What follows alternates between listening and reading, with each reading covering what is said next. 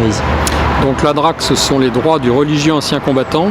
C'est une association qui s'est fondée le 2 août 1924, donc 10 ans jour pour jour après la déclaration de guerre de 1914, parce que donc les religieux, vous vous rappelez, avaient été expulsés de France, toutes les congrégations, en 1905, et en 1914, ils sont revenus volontairement se faire mobiliser pour participer donc au combat au sein de l'armée française. Donc ils étaient donc dans l'armée française, ils étaient infirmiers ou aumôniers militaires, et après la guerre de 14, Édouard Herriot, donc en 1924, voulait de nouveau expulser les religieux et refusait de leur donner la carte d'ancien combattant. Donc le père Doncoeur avait sa célèbre phrase « égaux comme au front », nous ne partirons pas.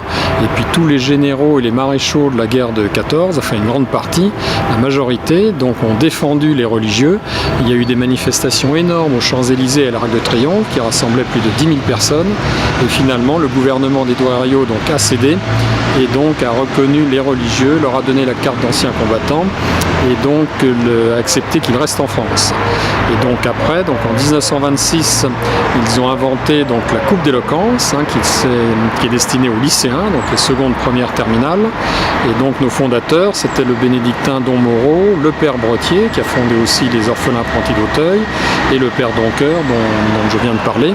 Donc cette coupe d'éloquence, vous voyez, donc perdure encore aujourd'hui. On en est à sa 88e édition. Donc nous sommes ici aux Invalides, où elle vient donc d'avoir lieu. Donc on avait des lycéens de Bretagne, de Lorraine, de la région parisienne, évidemment, et de Paris, de Draguignan, vous voyez, du Var, de la Côte d'Azur.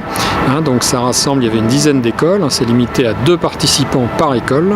Donc il y avait 20 participants donc en demi-finale, et nous en avons sélectionné donc 6 pour la finale, qui a eu lieu dans les salons donc, du gouverneur militaire de Paris aux Invalides.